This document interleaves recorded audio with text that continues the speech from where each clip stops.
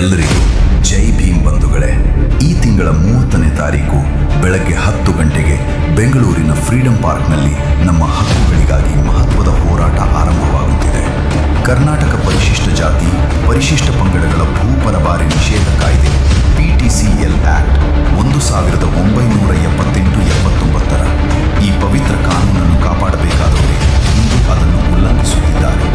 ಭ್ರಷ್ಟ AC, DC, tahsildar, sub registrar, case worker, RI, VA ಸೇರಿಕೊಂಡು ಕಂದಾಯ ಇಲಾಖೆಯನ್ನು ದುರ್ನೀತಿಯ ಅಂಧಕಾರಕ್ಕೆ ತಳ್ಳುತ್ತಿದ್ದಾರೆ. ಮೆರಿಟ್ ಇರುವ ಕೇಸ್ಗಳನ್ನು ತಳ್ಳಿ ಹಾಕುವುದು, ನೆಪ ಹೇಳಿ ನ್ಯಾಯವನ್ನು ವಿಳಂಬ ಮಾಡುವುದು, ಲಂಚ ಪಡೆದು ಕೇಸ್ಗಳ ದಿಕ್ಕು ತಪ್ಪಿಸುವುದು, ಇದು ಎಷ್ಟರ ಮಟ್ಟಿಗೆ ಸರಿ ಹೇಳಿ? ಆದ್ದರಿಂದ ನಮ್ಮ ಬೇಡಿಕೆ ಏನೆಂದರೆ, ಮಾನ್ಯ ಮುಖ್ಯಮಂತ್ರಿಗಳು ಗಮನಹರಿಸಿ ತಪ್ಪು ತೀರ್ಪು ನೀಡುವ ಭ್ರಷ್ಟ ಅಧಿಕಾರಿಗಳಿಗೆ ಕಠಿಣ ಶಿಕ್ಷೆ ವಿಧಿಸಬೇಕು. ಅಲ್ಲಿಯವರೆಗೆ ನಮ್ಮ ಹೋರಾಟ ನಿಲ್ಲುವುದಿಲ್ಲ, ಅದು ನಿರಂತರ. ಇದು ಕೇವಲ ಧರಣಿಯಲ್ಲ, ಇದು ನಮ್ಮ ಸ್ವಾಭಿಮಾನಕ್ಕಾಗಿ ನಡೆಯುವ ಹೋರಾಟ.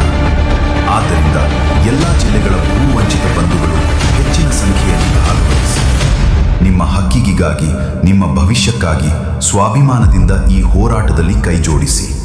ಜೈ ಭೀಮ್.